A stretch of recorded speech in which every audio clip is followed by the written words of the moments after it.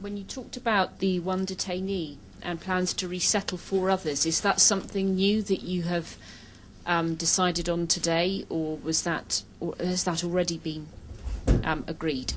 No, that was actually part of a prior commitment. 1 person has been resettled, and Spain has agreed to take 4 others. But that is something that had been agreed to before. Any news on when Guantanamo Bay will be closed for good? Well, our hope is to have it closed as quickly as we can. It is clear that we had missed the deadline that was initially set by the President. Our hope is to have as many of those people resettled or tried in American courts as quickly as we can. So the administration is committed to closing Guantanamo, and we will do so as quickly as we can. Hello. Oh, I'm sorry. I would like to know if your administration is totally decided to get the trial of the September 11 mastermind Sheikh Khalid Mohammed out of New York and set it on a military court. That decision is still under review. The initial determination to try the case in Manhattan is under review. I expect that we will have a final decision within a number of weeks. Kieran Giles from the Associated Press. How are you doing? Can you tell me what is your opinion of the European Commission's proposals regarding the data sharing program, and how optimistic are you that you will reach an agreement, you say, anytime soon, and what are the main obstacles at the moment? Well, I'm actually optimistic that we will reach an agreement that will allow for the reinstitution of the program. I think that once we've had a chance to sit down and listen to the concerns about data protection, privacy, safeguards, and once I think people have had an understanding of how the program is constructed, that we will work our way through the issues that now have blocked the continuation of the program. I think that's especially true once nations come to understand the value that the program has served over the years. As I mentioned in my prepared remarks, we've had over 1,500 leads, significant leads, that have led to the detection and the detention of a number of terrorists. This is a vital tool. This is an extremely important tool that we use, that is in the United States, as well as our allies. And I think it is important that that program be put back in an active mode as soon as we can. And so we're here to listen to the concerns that have been expressed by our allies. But I'm actually confident that in a relatively short period of time, the program will be up again. Yes, thank you. Rafael Minder from International Herald Tribune. 2 questions on the financing program, the information. Do you foresee, if the Europeans put in place a similar system, do you foresee Europeans getting access to details of U.S.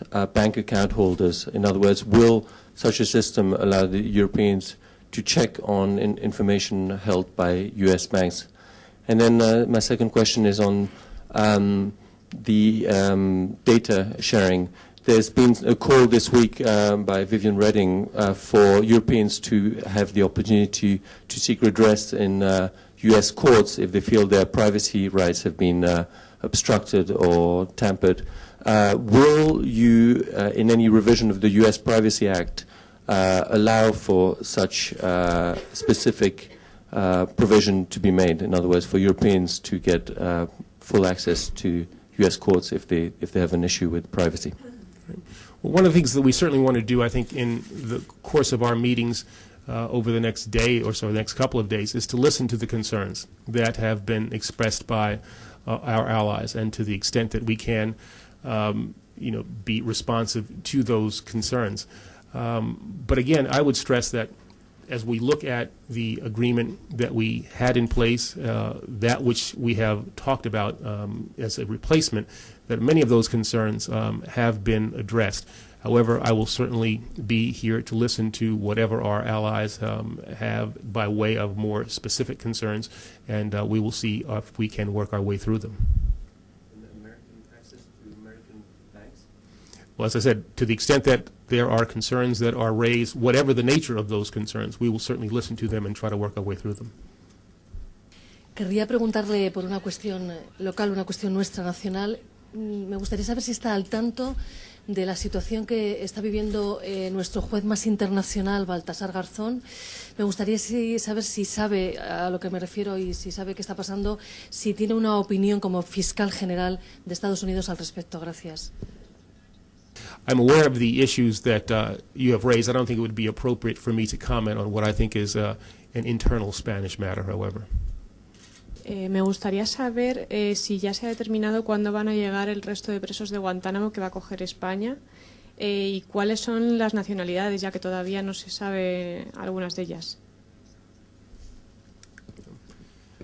Decisions have not been made with regard to the identity of those people who would be coming to Spain. We continue to work with our Spanish allies to identify people who would be appropriate to be resettled in Spain. But I want to again thank the Spanish government and the Spanish people for their efforts in helping us to close Guantanamo. Guantanamo has served as a recruiting tool for Al-Qaeda and has also served as a chip, an impediment between the United States and its allies. Spain has played a key role in helping us close Guantanamo by setting an example for what we hope more of our allies will do and by what they have done with regard to the 5 people who will ultimately be resettled in Spain.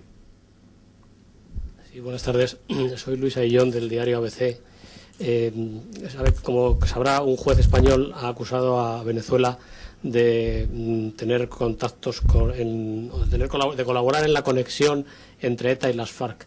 El primer ministro Putin ha dicho que ellos no tienen conocimiento de que existan esas conexiones. Querría saber si Estados Unidos tiene algún dato que permita apuntar en esa dirección, si hay conexión entre la banda terrorista ETA y las FARC.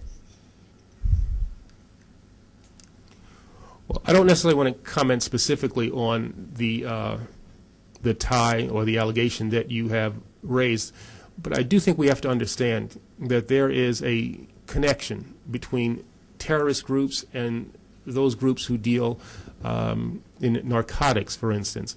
There is a connection between those who are dealing drugs in South America and those who are connected to Al-Qaeda in Africa, for instance.